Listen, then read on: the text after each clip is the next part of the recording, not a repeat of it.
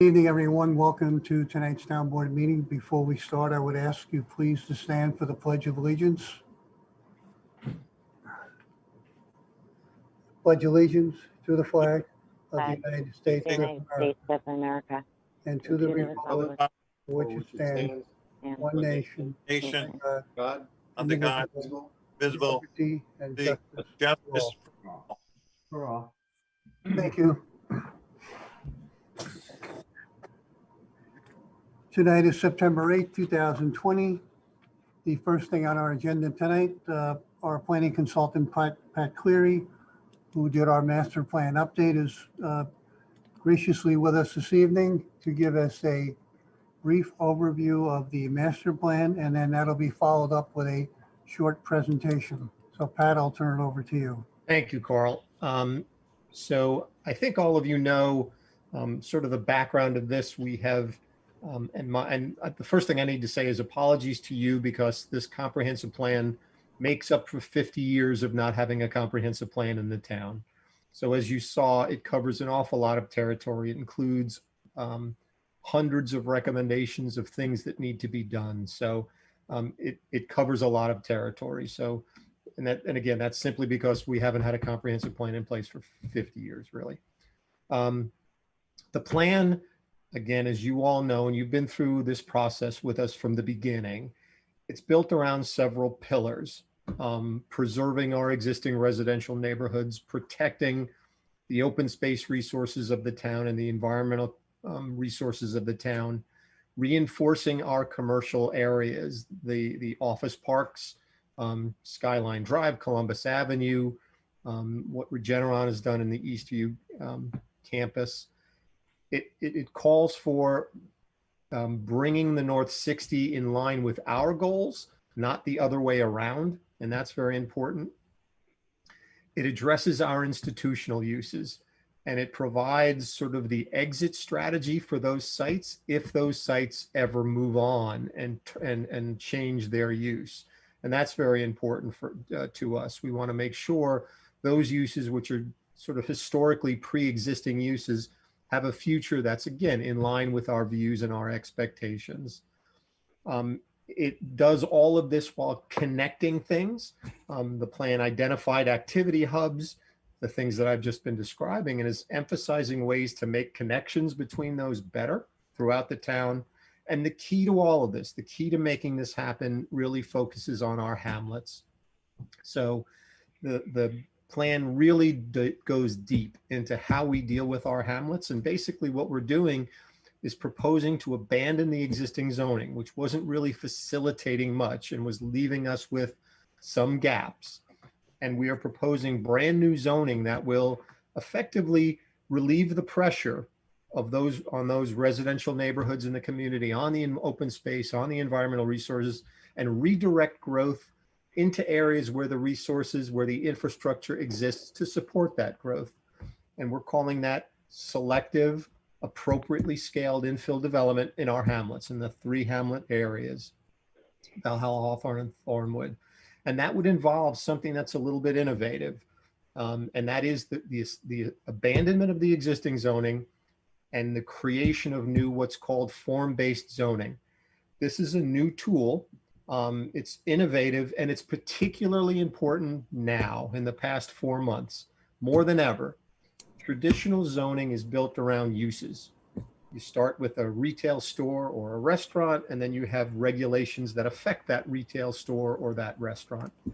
As you all know, all of those uses are challenged these days.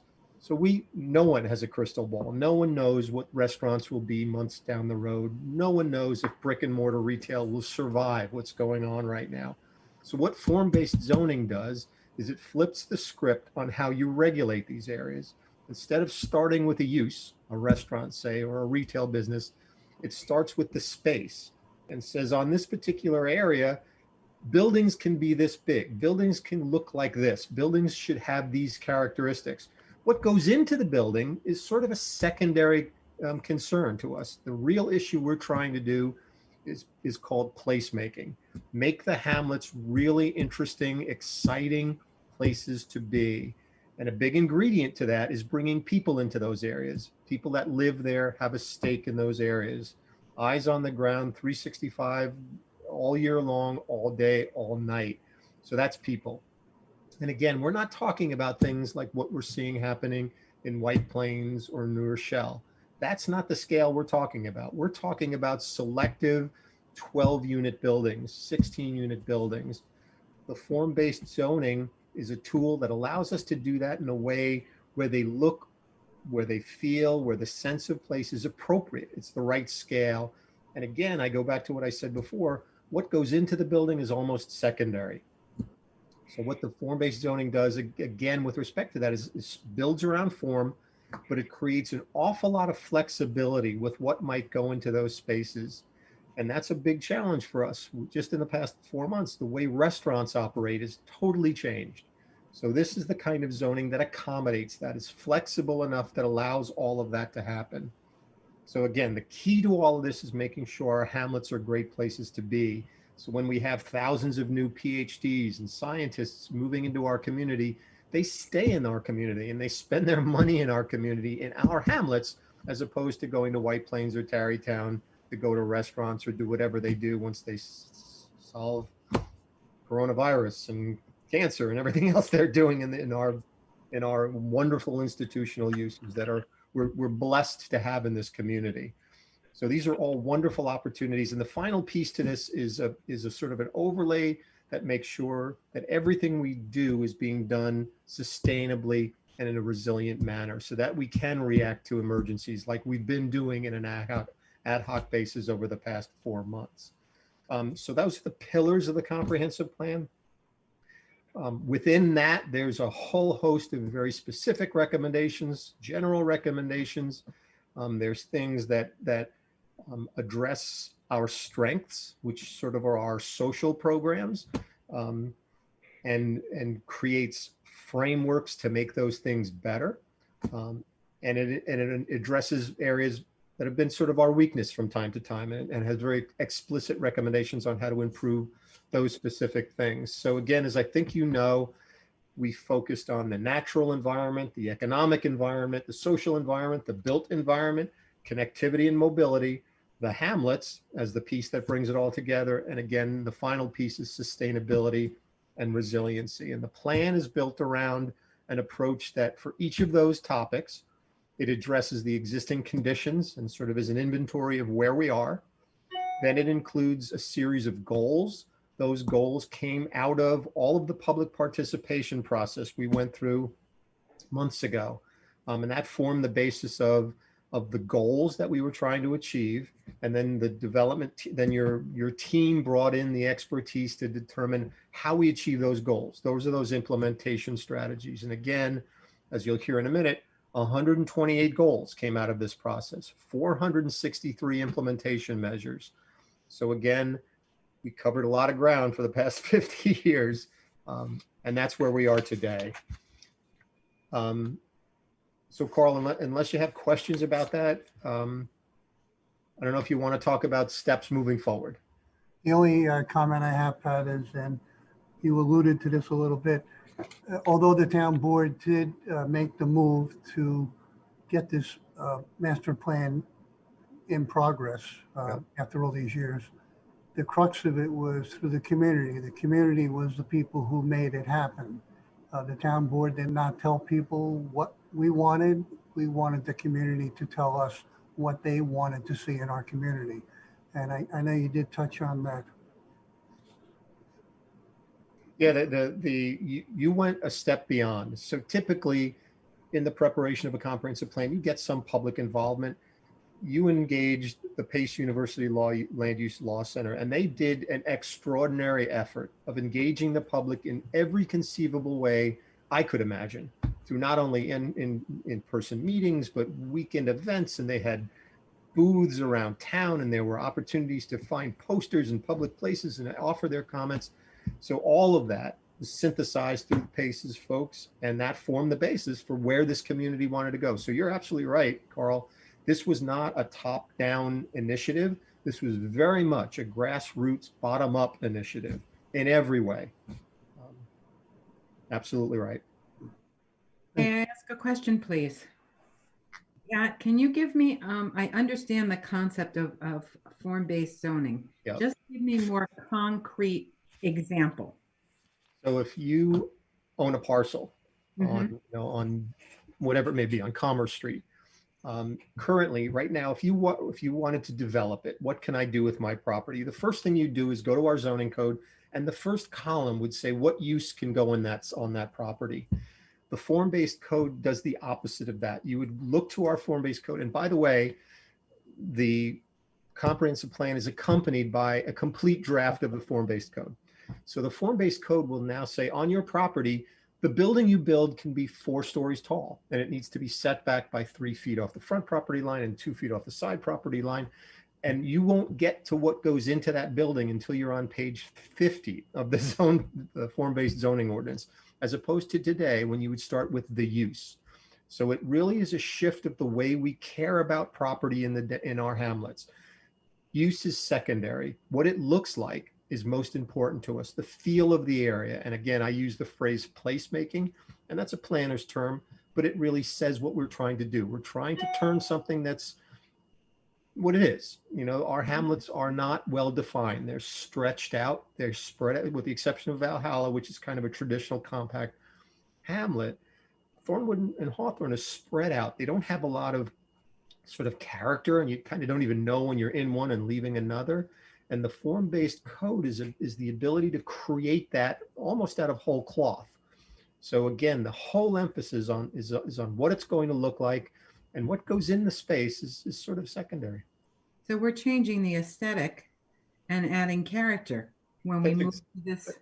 That's exactly right. So right now, there's literally nothing in any of our rules and regulations other than what the boards do to say, make it better, try your best. And our boards do the best they can at that, but they don't have any teeth. They don't have any ability to require any of that. In this case, it is mandatory. You must do these things to make these buildings look exceptional. What you're doing is, through zoning, guaranteeing excellence. It's a very unique approach, and you're codifying a requirement. You can't do crappy, no offense, you can't do lousy buildings anymore. You must build things to a standard the community has established is acceptable. You had a lot of public input saying, this is what we demand of your community. This is the tool to ensure that it happens. Excellent. And you'll be one of the first communities in the county that's putting a program this extensive in place through this form-based zoning. So it's absolutely innovative. But it is, especially in a period of uncertainty like we're going through now, it's the right tool at the right time. Okay, so the delay that we've been going through to get this up and running might actually be to our benefit. I think that's exactly right, because what we would have been doing absent the pandemic is putting in places rules for specific uses, and we would have spent months dealing with restaurants that have now changed completely. And we would have literally wasted that time. Am I right to think that perhaps what you're alluding to is the fact that a sit-down restaurant with 50 seats might now come to us and say, look, I need a bigger driveway and a drive-through for my takeout business, because that's going to be much more profitable than my sit-down restaurant. That's exactly right. Or just the fact that the state government has mandated seating requirements, occupancy requirements that nobody thought about before, that would affect the way you lay out a restaurant. The spaces get utilized differently today by government mandate, by government fiat. And who knows when that changes or if that ever changes. So that's the point. Instead of bogging down on what the state government may do, how these regulations may change, we sort of put that aside and say, it doesn't really matter what goes on, but as long as the buildings, the space, the public amenities, the streetscape is done to a high standard, we'll catch up with those other things. Very good. It really makes sense to me now. Thank you. Thank you, Pat. We're going to be discussing this for a long time. We have a presentation that Nick Powell has worked on with Pat. Amanda Darius, I believe, was also involved, which came out really nice. And it was a nice casual type presentation on what exactly the master plan is all about. So if Nick is ready, he can move with that, and then we can move on with the rest of the agenda. Absolutely. It'll start playing shortly.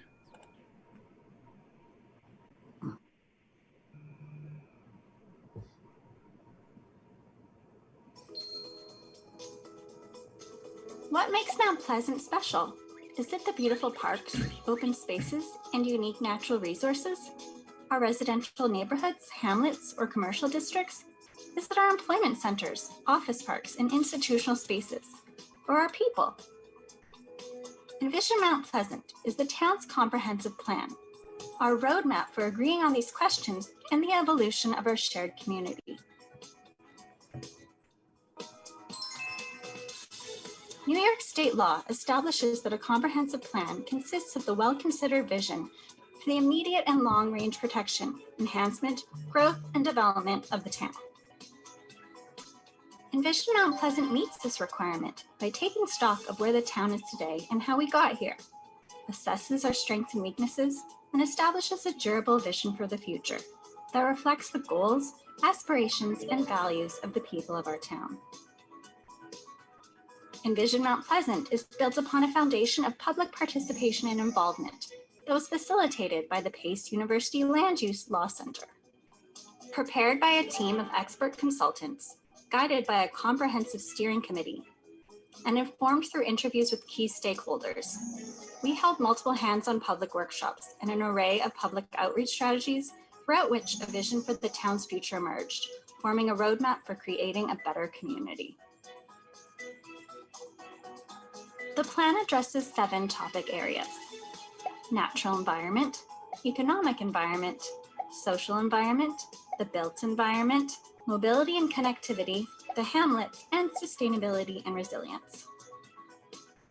The analysis of these 7 broad but interrelated topics resulted in 128 separate goals, requiring 463 distinct implementation measures. The adoption of Envision Mount Pleasant is just the start.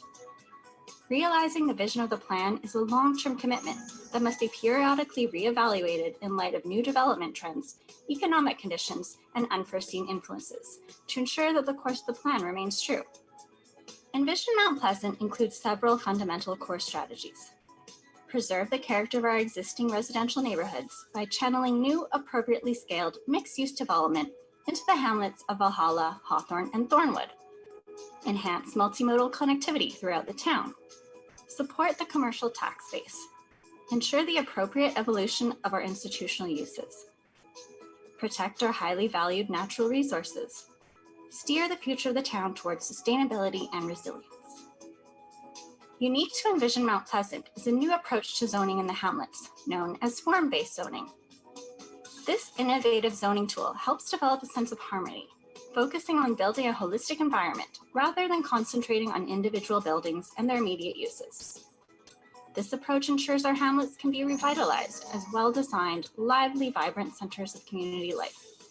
This is particularly appropriate during an era when downtowns everywhere are facing unprecedented challenges.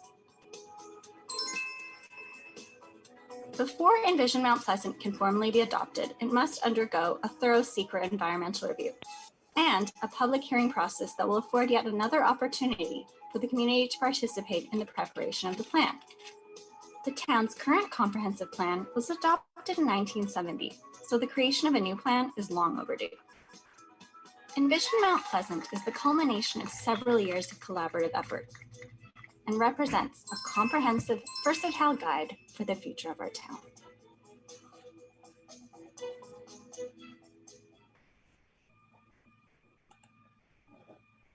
Thank you, Nick. Also, just a note on this, the comprehensive plan was paid for by the Industrial Development Agency, which is an independent agency in the town that funded this whole project. So we thank the IDA for doing this. Pat, I appreciate you coming on tonight and helping us. And with that, we're going to move on to the rest of our agenda.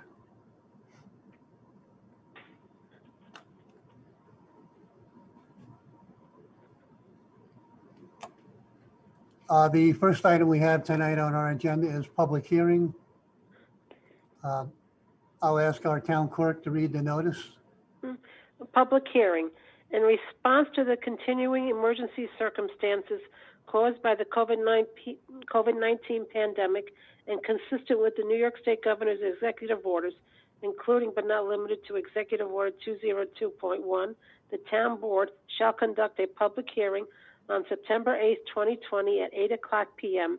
at Town Hall located at 1 Town Hall Plaza, Valhalla, New York 10595 to amend Town Ordinance 206-40, Schedule 6, stop intersections. The hearing will be held remotely. The stop sign will be on Lorenz Drive. The direction of travel is south at the intersection of Charles Street, and the other stop sign will be on Westlake Drive. The direction of travel is south at the intersection of Lachlan Road. Anyone wishing to offer public comments shall be allowed to do so by participation in a teleconference Zoom call meeting. The call-in Zoom meeting number will be provided through the Town of Mount Pleasant website at www.mountpleasantnewyork.com. Further, the public is encouraged to offer its comments in writing to the town supervisor by email to agazilli@mountpleasantnewyork.com or via USPS mail sent to Town of Mount Pleasant, 1 Town Hall Plaza, Valhalla, New York 10595. All submissions should be received no later than 6 p.m. on September 8, 2020. All comments will be entered into the record and distributed to all board members. Meetings of the Town Board, including public hearings, will be recorded. Susan Marmel, Town Clerk. Thank you, Susan. You're welcome. Anyone in the public have any questions on this? We did have someone that had called in and questioned the reasoning for it because it's not a high traffic area. We had asked our traffic and safety department and the police department to look into this, and their reasoning is primarily safety. They are T intersections where they felt that there was no control over those intersections, be it light traffic or heavy. They felt that this was a necessary addition. So do we have anyone that has any questions on this? Nick, has anybody? No one from the public. No. Town board have any issues with this? No. No. Be there no comments, I would take a motion to close the public hearing. So moved. Motion by Ms. Smalley, Second. second by Mr. Saliano. All in favor? Aye. Aye. Resolution 29820, amending the ordinance for those two intersections. Need a motion and a second on that. Motion approval. Motion by Mr. Showman, Second. second by Mr. Saliano. All in favor? Aye. Aye. Any opposed? Motion carries. Thank you. Moving on to the supervisor's report. First item I have here is authorization for a street closing permit. We had talked about this at the work session. The request is from Darren Carew, Wyoming Place, street closing request. Close Wyoming Place between Manhattan Avenue and Sherman Avenue on Saturday, September 31st, 2020 from 3 p.m. to 9 p.m. so that children can have a safe and socially distant Halloween party. A rain date of Sunday, November 1st is also being requested. Anybody have any issues with that? No. No. I get a motion and a second on that? Move for approval, please. Motion by Ms. Smalley, Second. second by Ms. Zano. All in favor? Aye. Aye. Any opposed? Motion carries. Next item is purchase order 16220-15. This is for Blythedale Children's Hospital. This is a $5 million renovation plan for Blythedale. It is not, they are not additions to the building. They are renovations of the existing space.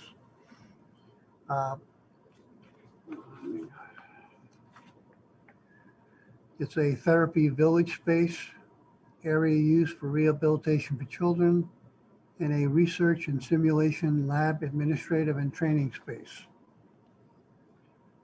The review cost is $5,500.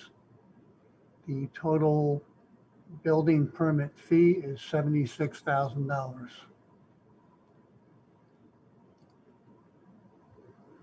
Move for approval, please. Motion by Ms. Smalley, Second. second by Mr. Saliano. All in favor? Aye. Aye. Any opposed? Motion carries. Next item is purchase order 144-20-01. This is an annual AutoCAD subscription for our engineering department. We have to renew this every year. Total cost is $2,687.98. Move for approval. Motion by Mr. Schulman, Second. second by Ms. Zano. All in favor? Aye. Any Aye. opposed? Motion carries. Next item is the approval of the purchase order of a fully electric 2021 Chevy Bolt at a cost of $28,846.80 as priced via the New York State mini bid. The vehicle will replace the 2019 Nissan Leaf, which was involved in a deer hit accident. Oh, The deer wasn't driving, it was somebody else. I remember, Case. I remember the incident. The cost for this vehicle will be reduced because the money we received back from the insurance company, like I said, the total cost of before the insurance return is $28,846.80. Trying to keep our electric fleet up at least 2 for now. very good. Move for approval on this, please. Tell the Motion by Ms. Smalley, Second. second by Mr. Schulman. All in favor? Aye.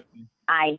Any opposed? I think we had a call in. The deer's family was against this, but moving forward on it. The deer survived. Oh, thank God. Next item is authorization for the $1 million bond for the town of Mount Pleasant. This is what we discussed as far as we're trying to do a little more road work every year. So we're adding on to our normal blacktop budget every year. So this will authorize us to move forward with this $1 million bond. Move for approval.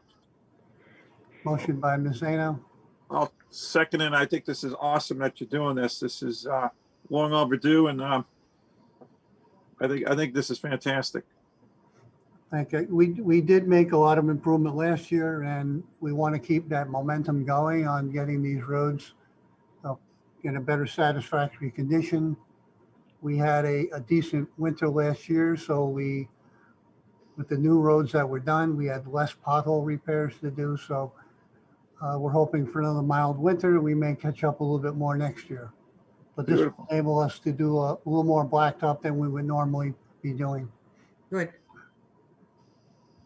All in favor? Aye. Aye. Any Aye. opposed? Motion carries. Next item is authorization is requested to renew the license and service agreement with Civic CMS. This is for our website hosting and support for a total annual cost of $7,107. Move for approval, please. Motion by Ms. Smalley. Second. Who is our secretary? Yep. Second by Mr. Schulman. All in favor? Aye. Aye. Aye. Any opposed? Motion carries. As you notice, more and more, we're putting more information on that website with Amanda's assistance. And we're constantly looking for ways to improve getting the information out to the public. Next item is for Engineering Department authorization for Lisa Jacob to take the DEC Erosion and Sediment Training course. It is an online course. The cost of the course is $100. It's $100 well spent to get that training. Move for approval. Motion by Ms. Zano,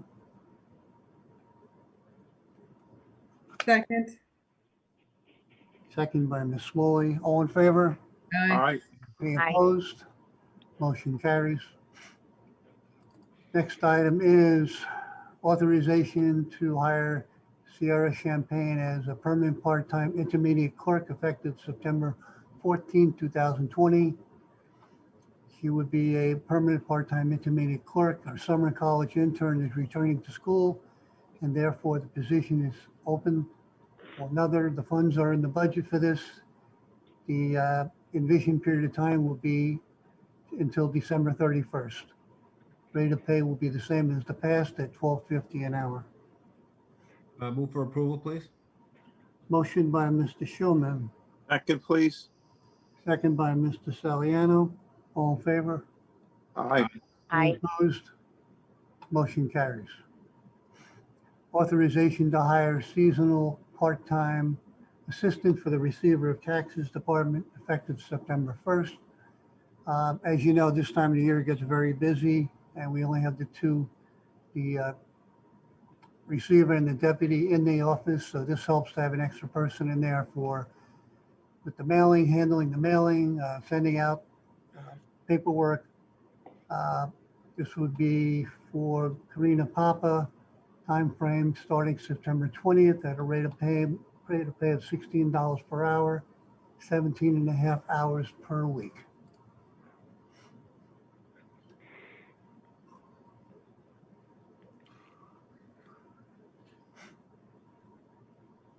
Need a motion and a second on that?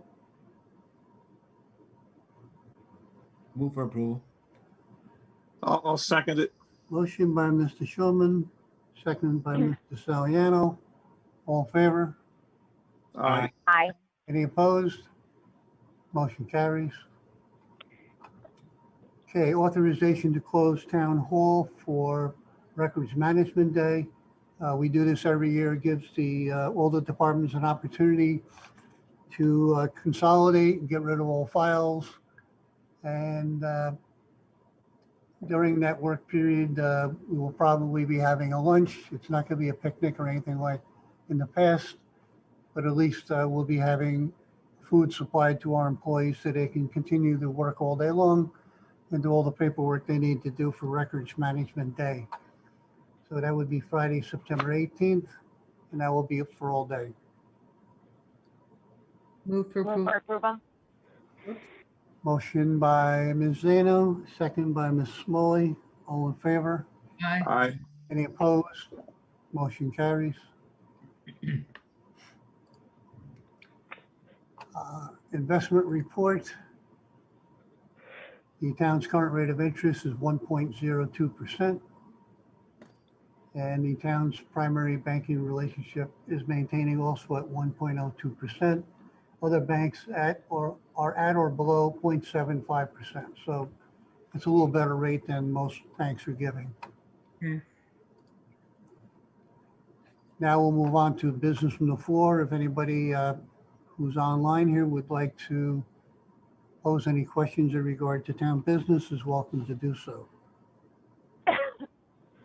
Okay, Mr. Supervisor, Ken Noonan from Valhalla.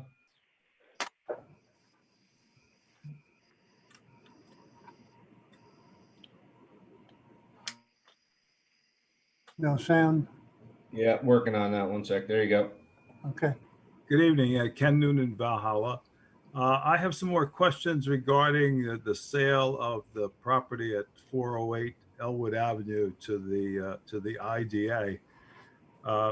I looked at your notice regarding the permissive referendum that you posted. And the notice does not include the sale price of the property.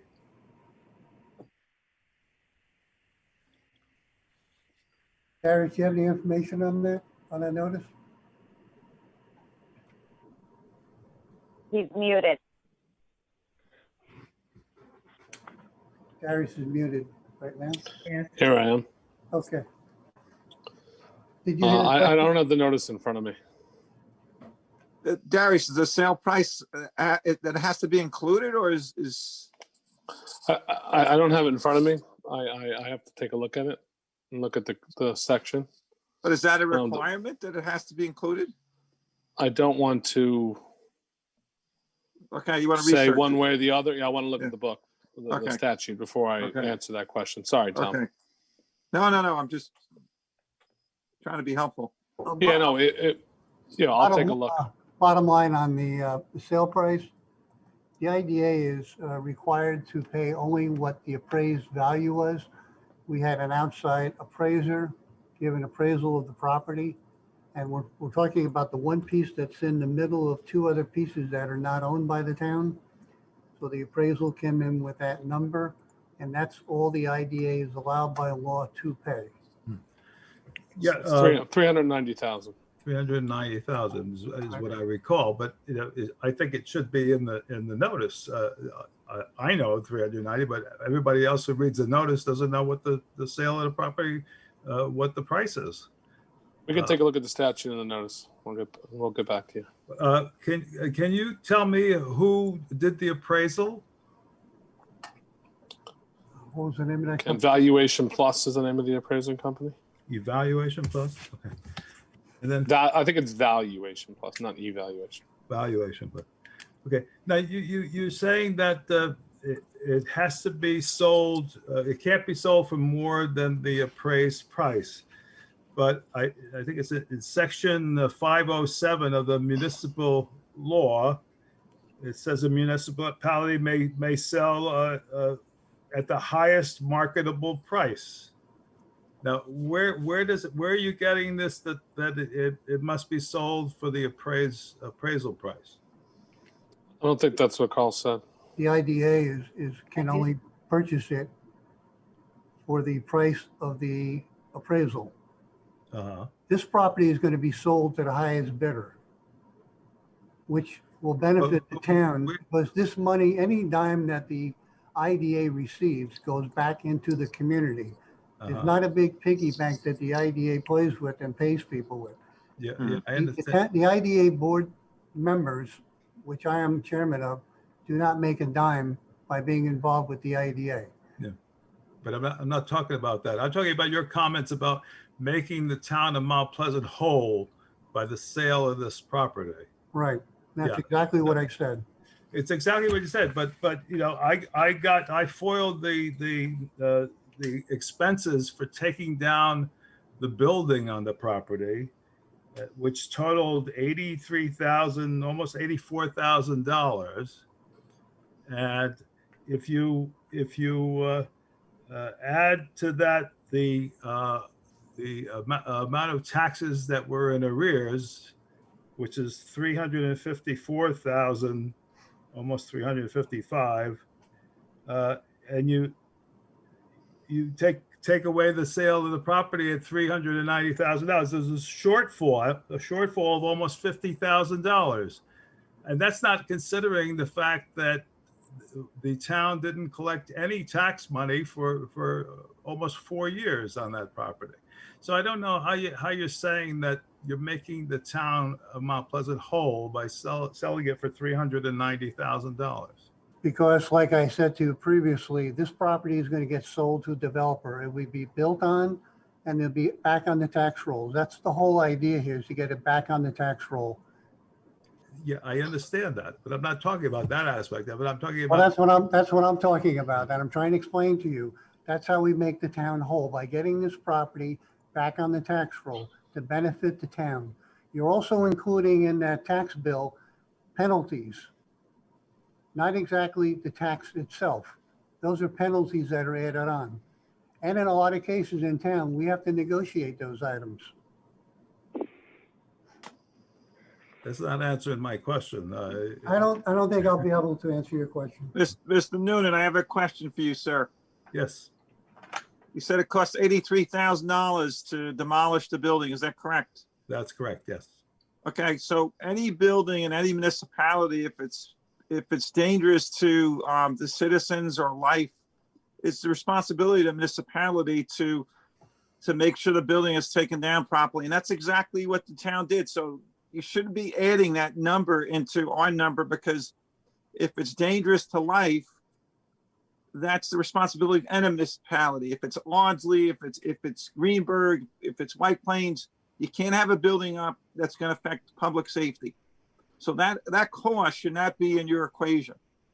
So if you will recall, at that time, some person or persons, and we don't know to this date who these people were, decided that the building was an eyesore. Not once was it mentioned that it was unsafe. It was an eyesore. And that's why the town took it down. No, that's not true. The Well, building was unsafe. There was a hole in the top. There were rodents. It was infested with animals. There was asbestos. Mm-hmm. The building was unsafe and had to be torn down. But you never told the town that.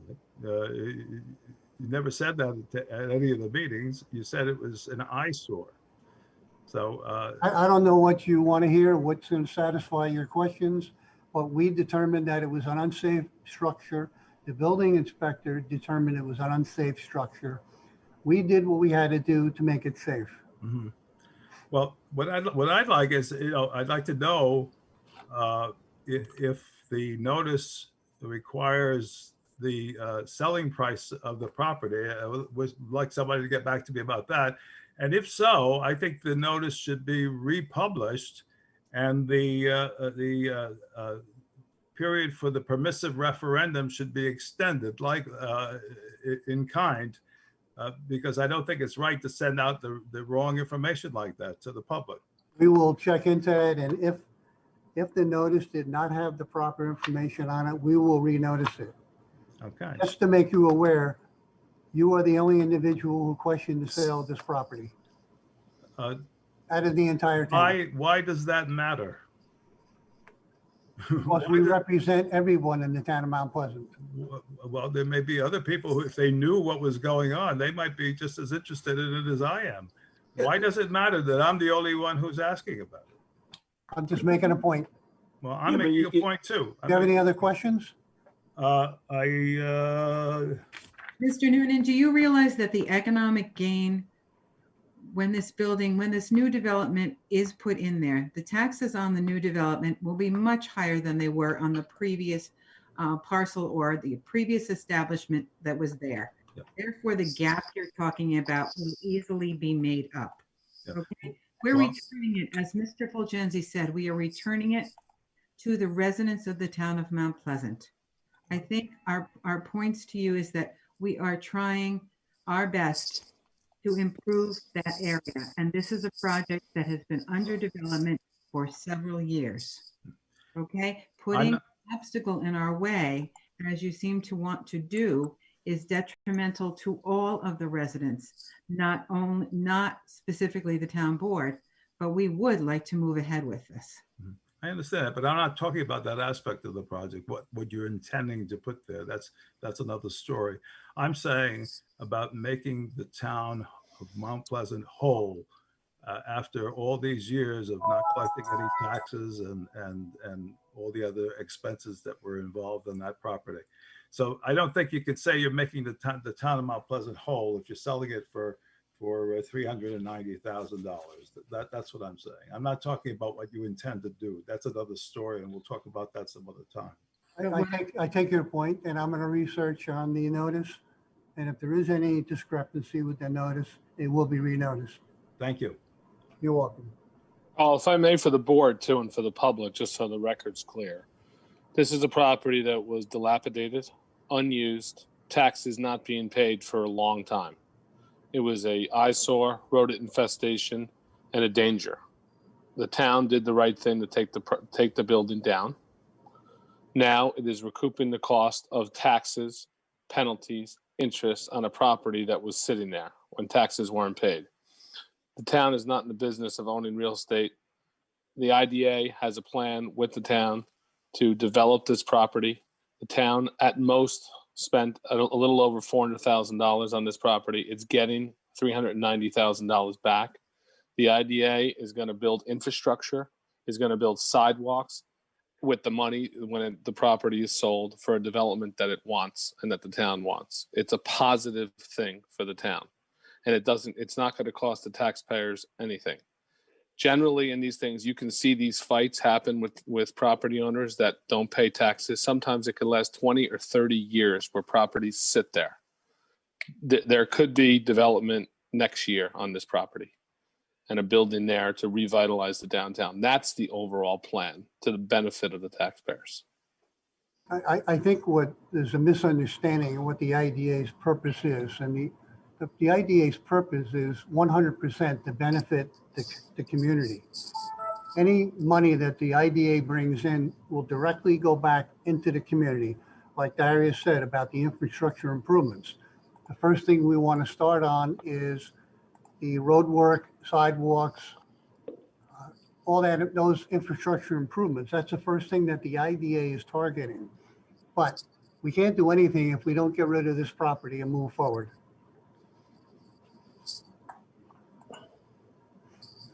Nick, anyone else have a question for the town board? Yes, it is Kelsey Paget.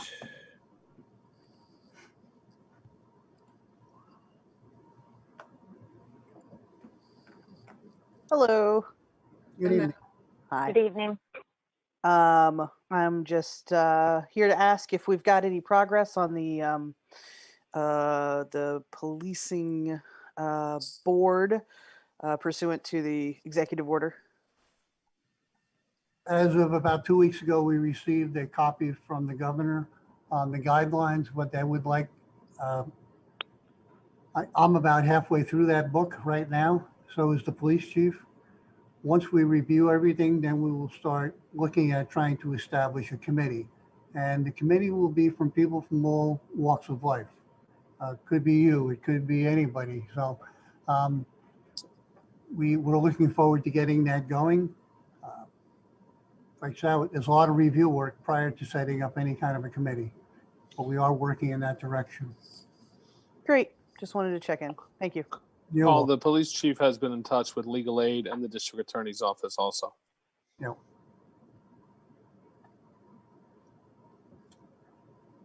Nick, anybody else? Not at this time. Okay, do we have to wait or can we move on? That's your decision.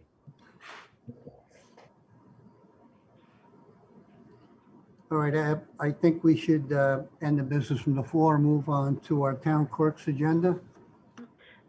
Town clerk's agenda, September 8th, 2020, town board meeting.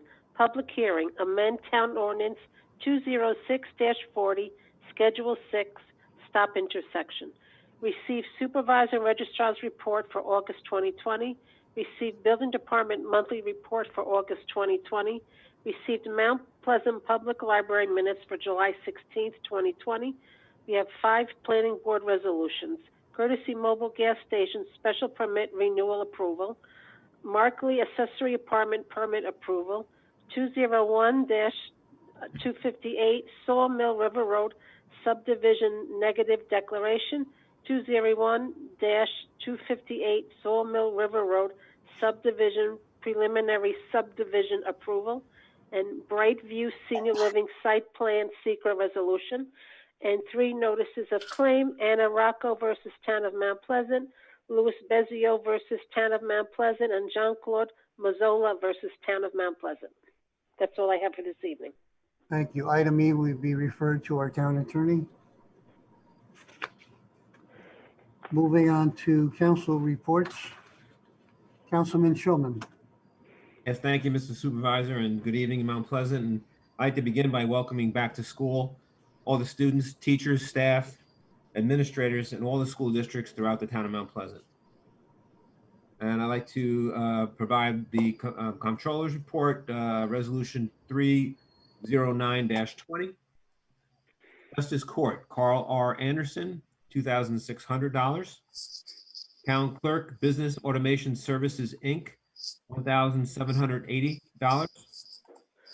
Attorney, Bond, Schoeneck and King, PLC, and Valuation Plus, Inc., $4,106.33.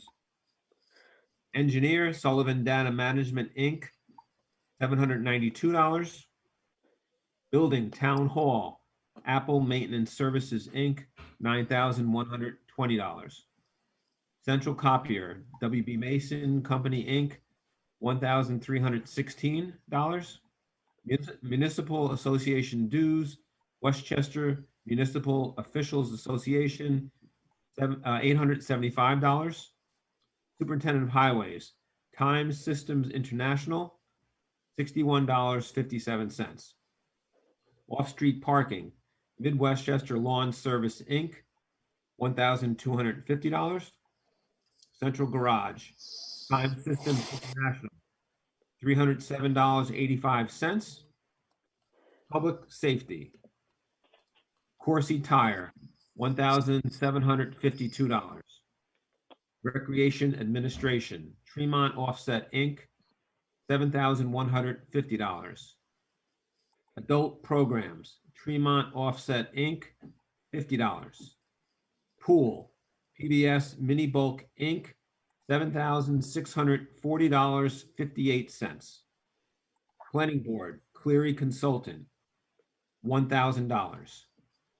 General Repairs, Time Systems International, Expanded Supply Products, Inc., $16,170.58. Capital Building Improvement, Amazon Capital, SVC, Christopher Olivieri, Pristine Renovation, and RJG Electrical Contracting, LLC, $18,653.30. Highway Garage Roof Repair, FRM Mechanical, Inc., and RJG Electrical Contracting, LLC, $20,250. Serial Bonds, Capital Supply Construction Products, Inc., $32,352.66. Capital Sewer District Improvement, Charles A. Manganero, for a total of $75,300.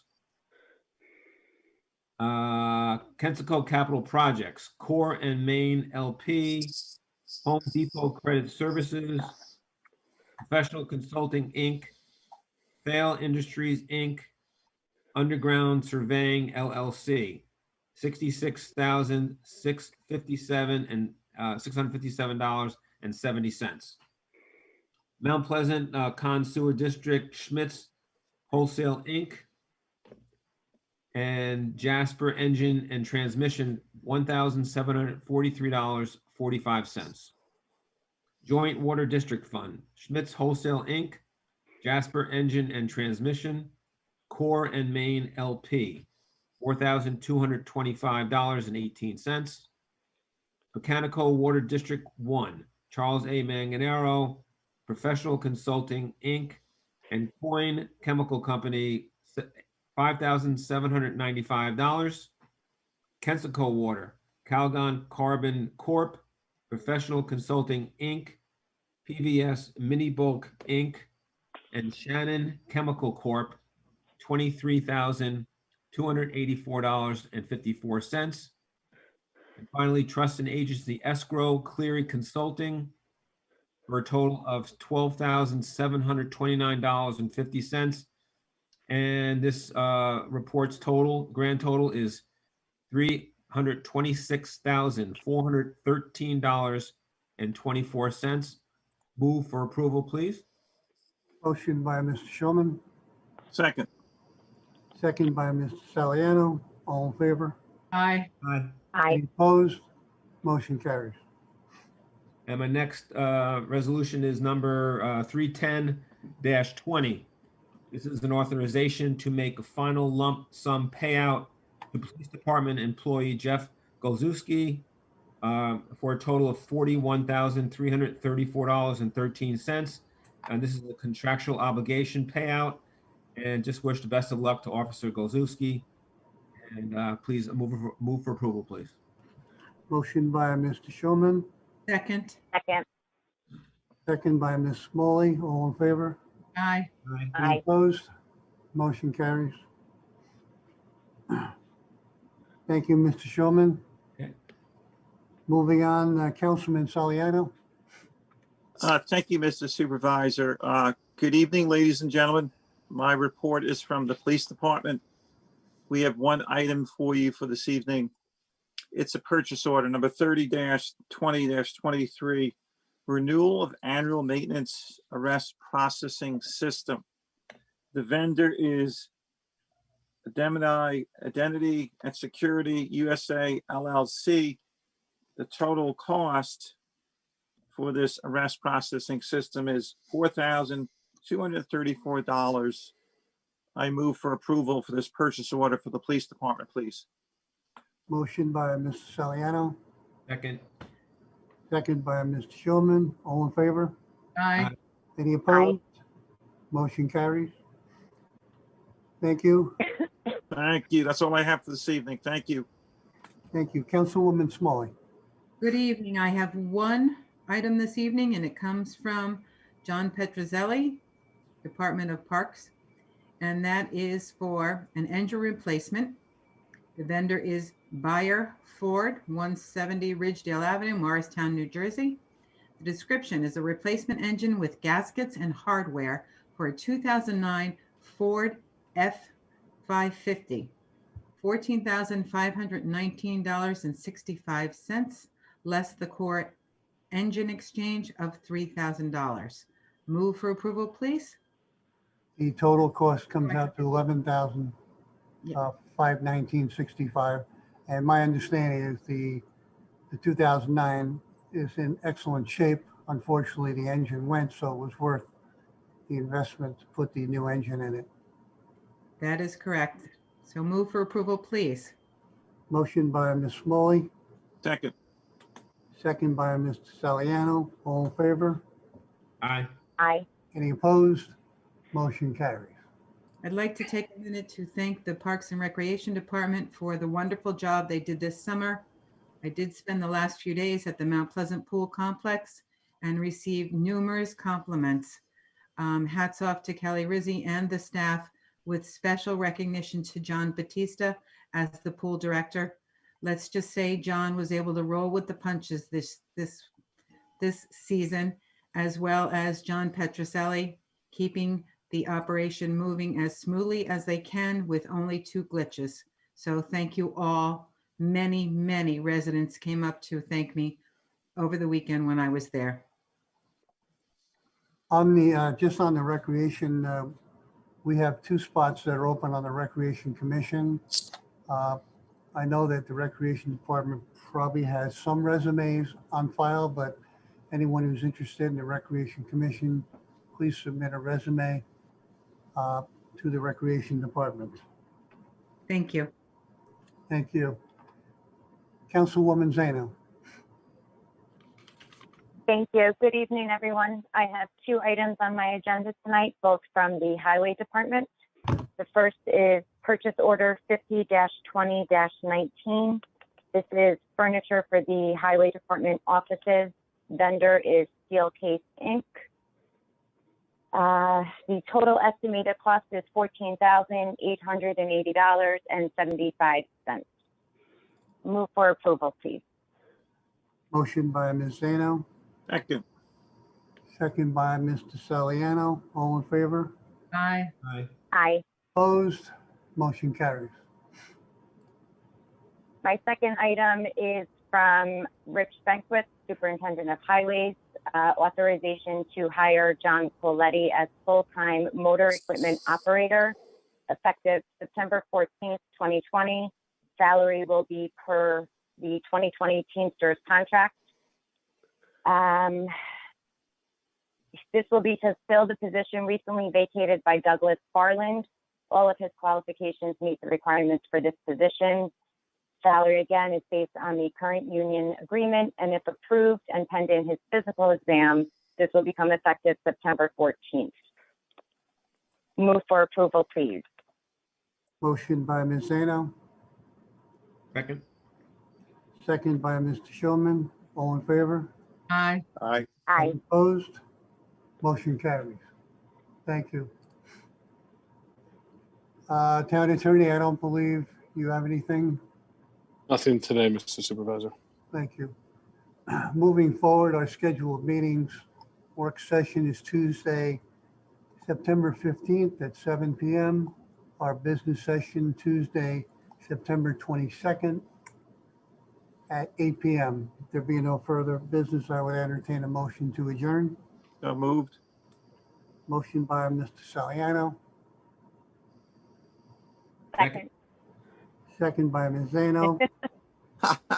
Thank you all. Good Thank night. you. Have All a right, good thank evening. you. Have a good evening. Good night. Good job.